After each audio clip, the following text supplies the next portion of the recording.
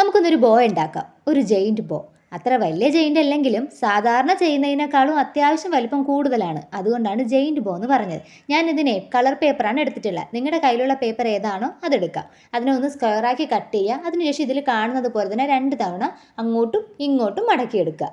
ഇനി നമുക്കിത് full cut ചെയ്യാണ്ട് ആ സെൻറ്റർ വരുന്ന അത്രയും ഭാഗം ജസ്റ്റ് ഒന്ന് കട്ട് ചെയ്ത് കൊടുക്കുക. അതിനുശേഷം ഒരു സൈഡിൽ ഒരു വി ഷേപ്പിലും അപ്പുറത്തെ സൈഡിൽ ഒരു ചെറിയൊരു റെക്റ്റാങ്കിൾ ഷേപ്പിലും ഇതുപോലെ ഒന്ന് കട്ട് ചെയ്ത് മാറ്റാം.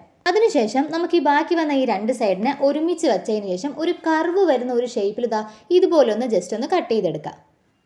ഇതുപോലെ ഒന്ന് കട്ട് ചെയ്തതിന് ശേഷം ഇനി നമുക്ക് വേണ്ടത് ഗമ്മാണ്. നിങ്ങളുടെ കയ്യിലുള്ള ഏത് ഗമ്മു ആണെങ്കിലും എടുക്കാം. ആ ഗമ്മൊന്ന് എടുക്കുക. ഈ സെൻറ്ററിലൊന്ന് വെച്ചതിന് ശേഷം നമ്മൾ ഈ 2 കോർണർ ഉണ്ടല്ലോ, ആ 2 കോർണറിനെയും സെൻറ്ററിൽ കൊണ്ടുവന്നൊന്ന് ഒട്ടിച്ചു കൊടുക്കുക. ആ ഒരു സൈഡ് ചെയ്ത അതേ കണക്കിന് നമുക്ക് ഇപ്പുറത്തെ സൈഡും ഗം തേക്കുക, കോർണർ പിടിക്കുക, സെൻറ്ററിൽ കൊണ്ടുവന്ന് ഒട്ടിക്കുക. ഇനി നമ്മുടെ ഈ വി ഷേപ്പിൽ നമ്മൾ കട്ട് ചെയ്ത ഭാഗത്തിന് ജസ്റ്റ് ഒന്ന് മടക്കിയെടുക്കുക. ബാക്കി വന്ന റെക്റ്റാങ്കിൾ പീസിനെ അതിൻ്റെ പുറകിൽ കൂടി ഒന്ന് എടുത്ത് റാപ്പ് ചെയ്ത് കുറച്ച് ഗം തേച്ച് ഒന്ന് ഒട്ടിച്ചു കൊടുക്കുക. അപ്പോൾ നമ്മുടെ ജെയിൻറ്റ് ബോ ഇവിടെ റെഡിയായി കിട്ടും. ഭയങ്കര സിമ്പിൾ അല്ലേ? ഒരു 5 മിനിറ്റ് പോലും വേണ്ട നമുക്കിത് ചെയ്തെടുക്കാൻ വേണ്ടിയിട്ട്.